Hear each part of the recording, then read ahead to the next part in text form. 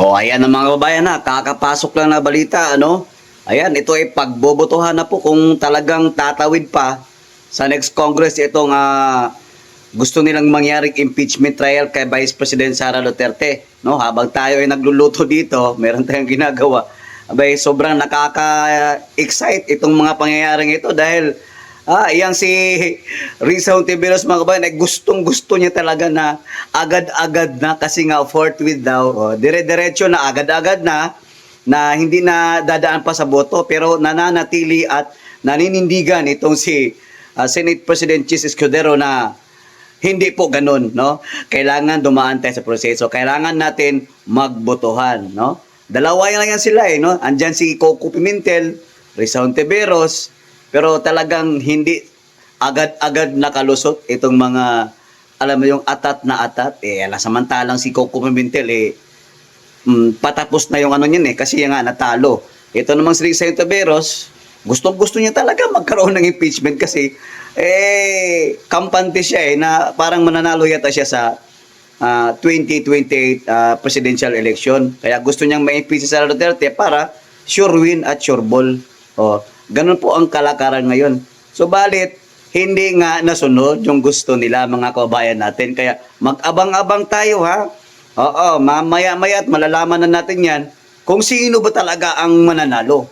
At talagang uusad pa ba yan sa next Congress, sa 28th Congress na ba yan, yung impeachment na inihain nila, na reklamo nila, na gusto nilang patalsikin si Ma'am Sara Duterte at ayaw na nilang makapagtakbo pa ulit ng presidente sa 2028. Yun naman talaga ang gusto nila Wala na pong ibang dahilan bakit i-impeach nila ang isang Vice President Sara Duterte.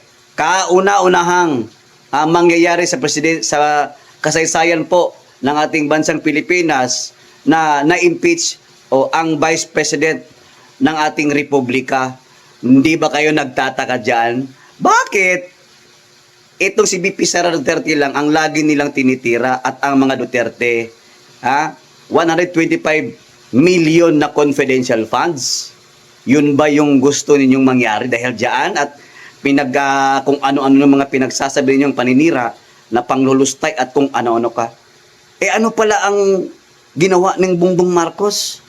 Kung may paglulustay man, nasaan ang 4.5 billion niyang ginastos dyan sa kanyang confidential funds? Bakit din niyo yan busisiin at talagang para makita natin, makita ang kataba kung saan ba talaga napunta yung kanyang confidential funds na 4.5 billion at yung anomalya dyan sa land bank, sa DPWH, sa mga flood control budget, isali mo pa ang GSIS, PhilHealth,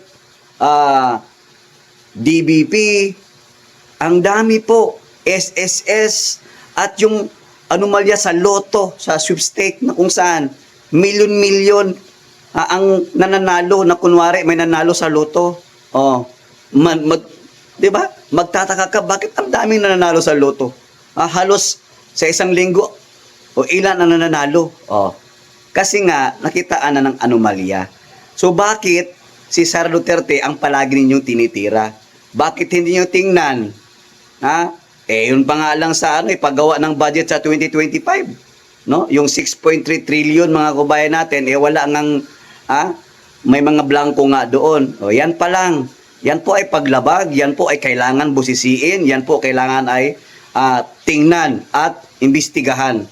Hindi yung puro lang kayo akusasyon dahil kalaban niyo ang mga Duterte at kayo ang administrasyon, kayo ang masunod. Pero hindi ganun yan. Dadaan tayo sa boto. Yun po ang aabangan natin mga kabayan. Maraming salamat and God bless po sa ating lahat.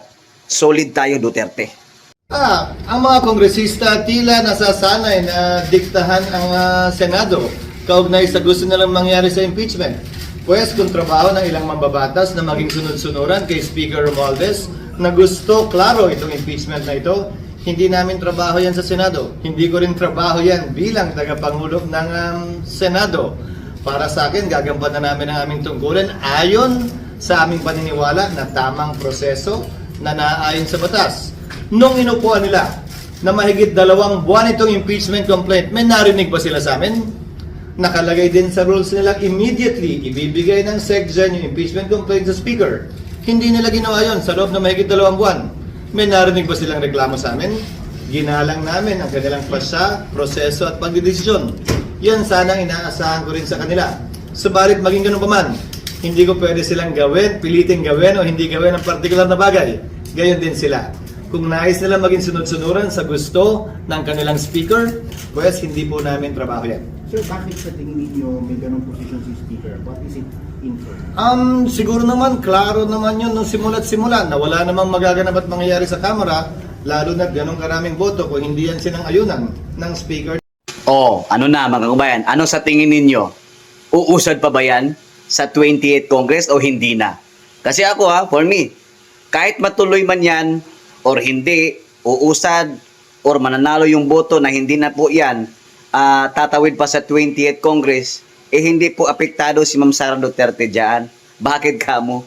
Tingnan nyo naman si Ma'am Sara Duterte. Halos hindi niyo po yan iniisip yung impeachment complaint kasi alam niya sa sarili niya na wala siyang pagkakamaling nagawa. Sabi nga Ma'am Sara Duterte, hayaan nyo na kasi naka-ready naman kami, no? Yung sinasabi niyang bloodbath, talagang magkaalaman na talaga, no? Kaya for me naman, kung matutuloy yan, at least malaman natin kung yung sinasabi nilang bintang about kay Mary Grace Piatos, at least malaman natin at yung issue doon sa yung white envelope na yon para, no? Magkaalaman na. At para din, no?